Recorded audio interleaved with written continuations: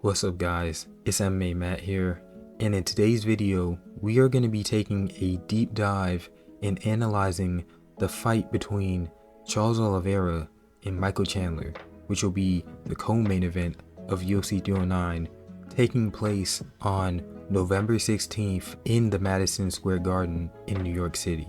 Before I start talking about the fight, I just want to give a quick overview of the circumstances surrounding both of the fighters and how they cross paths for a second time in the octagon.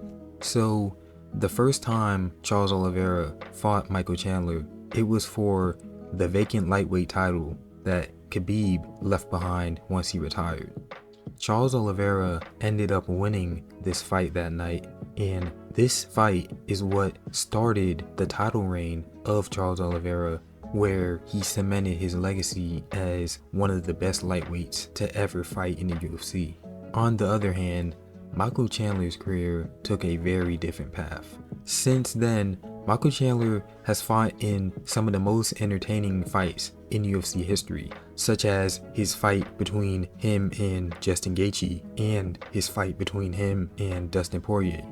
Unfortunately, unlike Charles Oliveira, Michael Chandler racked up a few losses in this time period. Even though Michael Chandler was still losing to some of the best lightweights in the world, he still stepped in the cage frequently and with the goal to entertain every single fight fan who was watching. Fast forward to the present day, Michael Chandler's activity has plummeted due to him trying to weigh out for his red panty night against Conor McGregor. This fight against Charles Oliveira will be his return fight, and many fans are curious to see if that same Michael Chandler who fought Dustin Poirier, Justin Gaethje, Tony Ferguson is going to be the same Michael Chandler that will step in the cage on November 16th. Charles Oliveira is also in a rough spot in his career, especially since he lost the belt against Islam Makhachev, and he also lost his most recent fight to Arman Tsarukyan. Seeing that he has lost 2 of his last 3 fights, Charles Oliveira has something to prove in the octagon as well. If he can defeat Michael Chandler, this means that Charles Oliveira will cement himself in the upper echelon of the lightweight division and prove that he is still a championship-worthy lightweight contender. It's been 3.5 years since they last met in the octagon, and I think that this matchup is going to play out a little bit more differently than their last fight, especially since in those 3 years, both fighters have evolved into completely different MMA practitioners than they were 3 years ago. So to start off this fight analysis, I have a list of each fighter's strengths and weaknesses to see exactly what they are bringing to the table in this matchup. Starting with Michael Chandler, he has a few notable strengths in his arsenal. He has a really good wrestling base. He's a former NCAA Division I All-American wrestler, giving him a strong grappling foundation. He excels in taking opponents down and controlling them on the ground. Another notable strength of Michael Chandler is his striking power and sudden explosiveness. Chandler has significant knockout power, particularly in his right hand. His explosive striking can change the course of a fight in an instant, and he has a very low and wide stance that he kind of uses to generate explosive movements because he bounces in his stance and he stays on the balls of his feet. He has also a very aggressive style known for his forward pressure. Chandler tends to initiate exchanges and pushes the pace to overwhelm his opponents. Another strength that many people might consider controversial is I think that he has pretty good cardio. People might be surprised by me saying this, but I think his cardio is slightly underrated, especially for how explosive he constantly moves. He has shown the ability to maintain a high pace throughout his fights. For example, that Justin Gaethje fight, round 1 and 2 was extremely high paced, extremely action packed, and Michael Chandler, he looked like he gassed out, but he still pushed through. It kind of reminds me of Dricus du Plessis, the way that he fights. Like, they may look exhausted, but at the end of the day, they are still being very explosive and both him and Dricus both push through the exhaustion that they might be feeling in that moment. So can you really say that they have bad cardio when they don't really slow down in the later rounds of their fights? Now moving on to Charles Oliveira's strengths. If you don't live under a rock as a UFC fan, you should know that Charles Oliveira, he has some of the best pure jiu-jitsu in the UFC roster right now. Oliveira is one of the most accomplished submission artists in UFC history. He has the most submissions from any fighter in the company, and his ability to find and capitalize on submission opportunities is unparalleled. He has the Brazilian Jiu-Jitsu advantage in almost any fight that he takes, and I think that this is going to come into play when he fights Chandler. Another strength that Charles Oliveira has is his striking. Over the years, Oliveira has developed his striking game significantly, and he's become more proficient with his hands and kicks, and it allows him to stand and trade more effectively. Another strength of Charles Oliveira is his fight IQ. Oliveira's adaptability in his fights is a very good strength. He can adjust his game plan mid-fight, which has led to numerous come-from-behind victories. For example, when he fought Michael Chandler before, that was a come-from-behind victory because in the end of the first round, Chandler almost finished him, and as soon as the bell rang for the second round, Oliveira, he didn't let that faze him. He changed his game plan and he knocked out Michael Chandler for the lightweight title. So his fight IQ is what allows him to adapt to different game plans, and this is a very crucial strength when you're fighting fighters such as Michael Chandler, who are very unpredictable in the way that they fight. Another strength that Oliveira has is that he is very good at recovering when he is hurt in his fights. There are many instances in Oliveira's career where he got hit by a big shot and he was rocked, but he still kept his wits and he still stayed in the fight. Examples of these instances can be found when he fought Michael Chandler in their first fight, and he also got rocked by a big shot when he fought Dustin Poirier. Now let's move on to the second part of this video, where I'll be talking about Michael Chandler and Charles Oliveira's weaknesses. Both of these fighters are some of the most elite lightweights in the world. However, every single fighter has weaknesses and no fighter is the perfect mixed martial artist. I have a list of 3 weaknesses that I think each fighter has that can be exploited in this matchup. Starting off with Michael Chandler, I think his first major weakness going into this fight is his submission defense. Even though Michael Chandler has only 1 submission loss in his entire career, none of his other opponents has the BJJ expertise like Charles Oliveira. The BJJ of Charles Oliveira was one of the major reasons why Michael Chandler lost that fight. In addition, in his last fight, Michael Chandler lost to Dustin Poirier due to a rear naked choke. Dustin Poirier, even though he is a BJJ black belt, he is not a BJJ specialist like Charles Oliveira. If Dustin Poirier can submit Michael Chandler, imagine what Charles Oliveira can do when given the same opportunities. Michael Chandler's second weakness that I think he has is his fight IQ.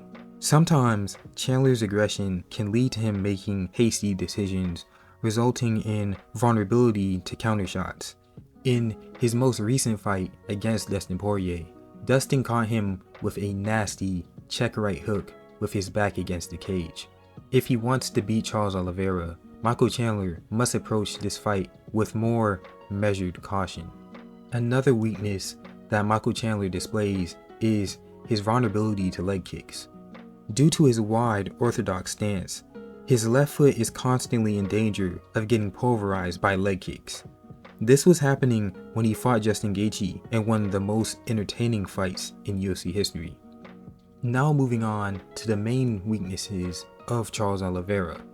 Starting with his chin, Oliveira has been knocked out in the past, raising questions about his ability to absorb damage against heavy hitters like Chandler. Chandler hurt him bad late in the first round when they first fought, but he ended up recovering quickly and putting Chandler away in the beginning of the second round. Charles Oliveira's second weakness that I see in his fights is his takedown defense. While he has improved in this area, Chandler's wrestling might still present challenges. Since Oliveira is such a force when it comes to BJJ, he does not mind being on the ground, and he is confident operating off of his back. This leads to him not defending takedowns as seriously as he should. Another weakness that Charles Oliveira has is his striking defense. People like Joe Rogan might describe what Charles Oliveira does in his fights as being a marauder. Sometimes Charles Oliveira can get so caught up in his offensive output that he can sometimes leave his chin on a platter.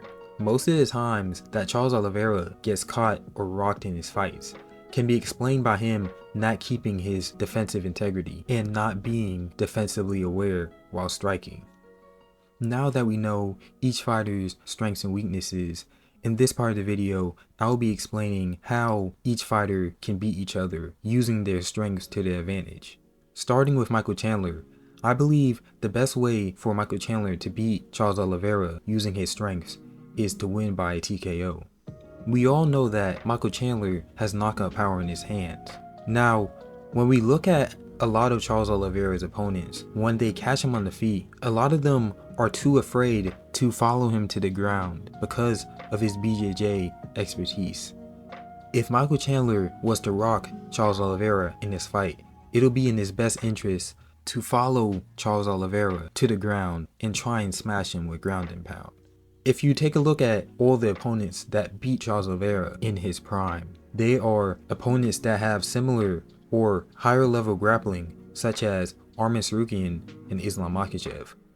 When Islam caught Oliveira on the feet and rocked him, Islam Makhachev followed Charles Oliveira to the ground and submitted him. If Michael Chandler can follow what Islam Makhachev did in this very crucial moment in their fight, he could finish Charles Oliveira while he's still recovering from any knockout shots that Michael Chandler may have landed previously. However, if Michael Chandler is to take the challenge of following Oliveira to the ground, he would have to improve his submission defense significantly.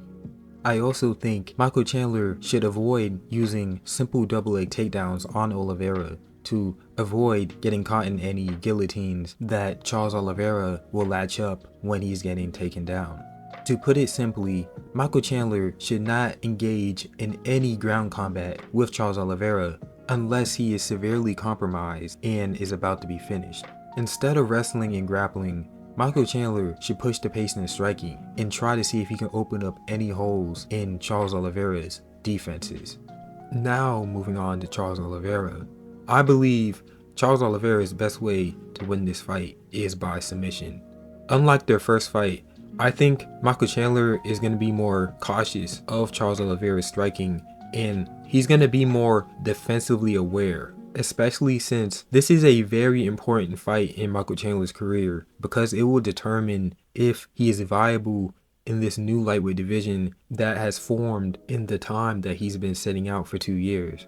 A lot of people believe that Michael Chandler has been squatting on his rank, so if he was to lose this fight, he would be going down in the ranking considerably. Therefore, Oliveira, he needs to maintain his composure while striking with Michael Chandler, because if Chandler tastes his blood in the water, he's going for broke and he's going to try and finish Oliveira. This is why I believe that submission is the best way for Oliveira to win this fight, because he's more comfortable grappling than Michael Chandler, and Michael Chandler, let's be honest, he's going to be too powerful on the feet for Oliveira to just sit and stand with him. He did it in his last fight, but that was when Michael Chandler was just the stand and bang type of fighter, and Michael Chandler said it himself, he's here for a good time, not a long time.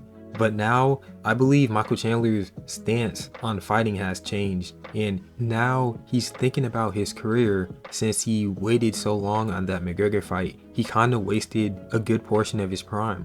And if he was to beat Oliveira, this is going to have potential title shot implications for Michael Chandler, especially if he beats him by knockout. So Oliveira needs to utilize his grappling, take this to the ground, and tire out Michael Chandler using his jiu-jitsu. Since there's going to be moments where Oliveira is going to have to strike with Michael Chandler, the best way for him to approach this is using good distance management, staying away from the fence, and investing in leg kicks. If Oliveira can do all three of these things, it would definitely protect him from getting knocked out, and if he uses the leg kicks properly, this can hinder Michael Chandler's explosiveness. With all that being said, my official prediction for this fight is Charles Oliveira winning by submission. I believe Charles Oliveira is still an elite lightweight, and he can still defend his position against the contenders below him. Michael Chandler, he hasn't fought in 2 years, so ring rust is definitely going to be a factor when he steps into the octagon.